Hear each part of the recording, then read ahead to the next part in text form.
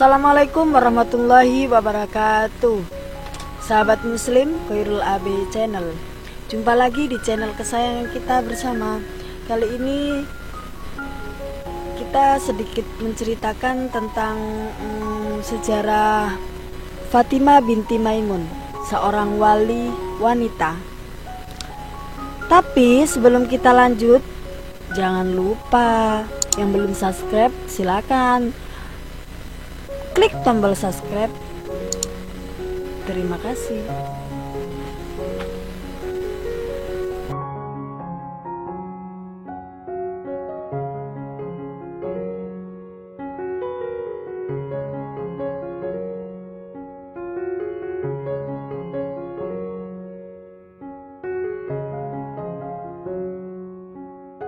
Dikenal dengan sebutan Putri Retno Suwari.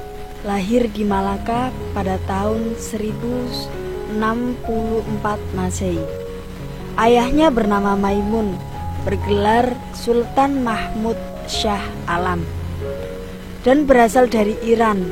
Sedangkan ibunya bernama Siti Aminah dan berasal dari Aceh. Maimun merupakan sepupu dari Syekh Maulana Malik Ibrahim, yaitu Sunan Gresik. Karena itu, Siti Fatimah binti Maimun merupakan keponakan langsung dari Syekh Maulana Malik Ibrahim. Makam Siti Fatimah binti Maimun terletak di Dusun Leran, Desa Pasucian, Kecamatan Manyar, Kabupaten Gresik.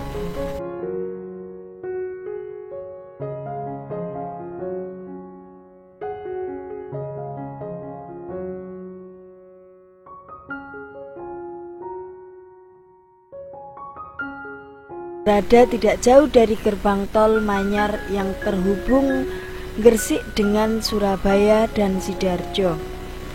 Makam Siti Fatimah terletak di dalam sebuah cungkup persegi dengan luas sekitar 4 x 6 meter dan tinggi 16 meter. Cungkup makam Siti Fatimah binti Maimun menyerupai sebuah candi pada masa Hindu-Buddha. Dari pengamatan kami, selain makam Siti Fatimah binti Maimun, di dalam cungkup tersebut juga terdapat 4 orang lainnya, yakni Putri Seruni, Putri Keling, Putri Kucing, dan Putri Kamboja. Mereka adalah dayang dari Siti Fatimah binti Maimun.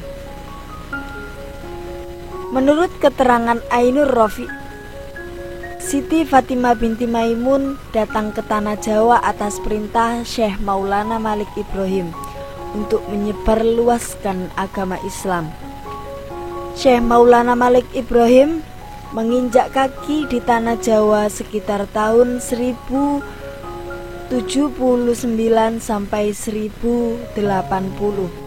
Sedangkan Siti Fatimah menyusul kemudian pada tahun 1081.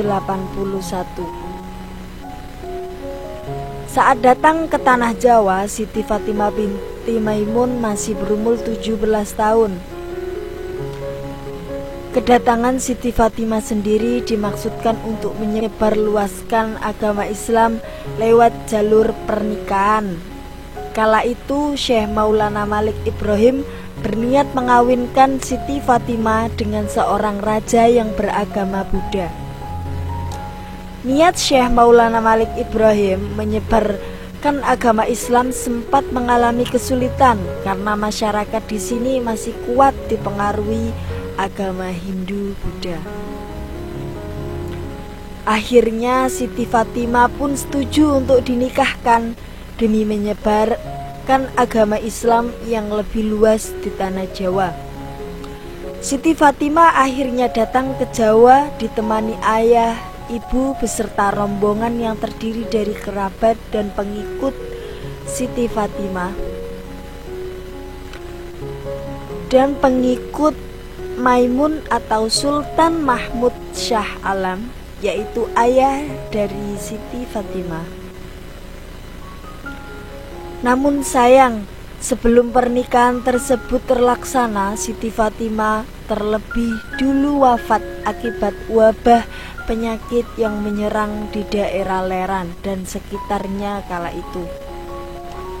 Siti Fatimah wafat pada tanggal 7 Rajab 475 Hijriah atau kalau Masehi 2 Desember 1082 Masehi. Saat beliau masih berusia 18 tahun beserta 4 dayang lainnya. Untuk menghormati sosok Siti Fatimah, kata juru kunci, setiap tanggal 15 Syawal atau 15 hari setelah hari Lebaran Idul Fitri ditetapkan sebagai Haul Siti Fatimah binti Maimun. Tanggal itu diambil bukan dari tanggal lahir, melainkan dari tanggal penemuan makam Siti Fatimah yang sempat hilang selama 400 tahun setelah wafatnya. Juru kunci makam Siti Fatimah binti Maimun sendiri dijabat secara turun-temurun. Juru kunci sendiri telah tinggal di kawasan tersebut sejak 40 tahun silam. Kondisi makam Siti Fatimah masih cukup terawat. Selain kebersihan area makam yang terjaga, keaslian bangunan makam juga benar-benar diperhatikan. Lebih-lebih saat seperti ini, selalu memperhatikan protokol kesehatan agar tetap sehat selalu. Di sisi timur terdapat beberapa makam dengan ukuran memanjang. Pertama ada 3. Disebutlah dalam makam beliau makam Sayyid Karim, Sayyid Ja'far, dan Sayyid Syarif. Diceritakan bila ketiganya adalah saudara Sultan Mahmud, ayahanda dari Siti Fatimah binti Maimun. Agak ke timur lagi, 3 makam dengan ukuran memanjang juga. Dalam tulisan batu nisan beliau, makam Sayyid Jalal, Sayyid Jamal, dan Sayyid Jamaluddin. Ketiganya adalah prajurit Sultan Mahmud yang diberi amanah khusus, yaitu mengurus, merawat, dan menjaga barang-barang pusaka yang terbaik di zaman itu. Di makam ketiganya inilah yang diyakini ada barang pusaka terbaik di dunia. Barang itu gaib dan mengambilnya harus tirakat, mendekatkan diri kepada Allah.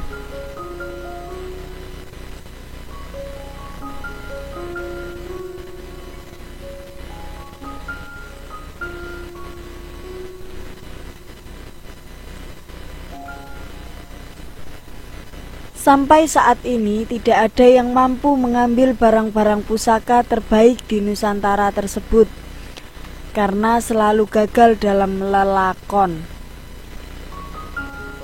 Dulu ada lelakon yang mengambil merah delima, namun gagal karena tidak berhasil melalui godaan nafsu dunia. Harus benar-benar orang alim yang mampu mengambilnya. Selain itu, masih ada 2 makam memanjang lagi di kompleks yang menjadi situs sejarah tersebut. Di antaranya makam Raden Ahmad dan Raden Said. Keduanya diceritakan bertugas sebagai penjaga dan penerima tamu Sultan Mahmud. Keduanya adalah abdi dalem Sultan Mahmud yang hidup menyebarkan Islam di Jawa saat kekayaan Kerajaan Brawijaya.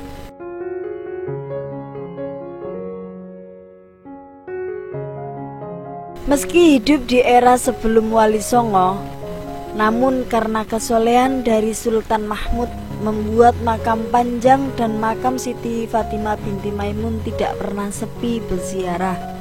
Para peziarah dari berbagai daerah di Jawa maupun luar Jawa itu datang untuk bertabarukan. Para peziarah itu datang bersamaan dengan wisata paket Wali Songo. Alhamdulillah, Sampai saat ini kehadiran para peziarah membawa berkah tersendiri bagi desa maupun warga sekitar.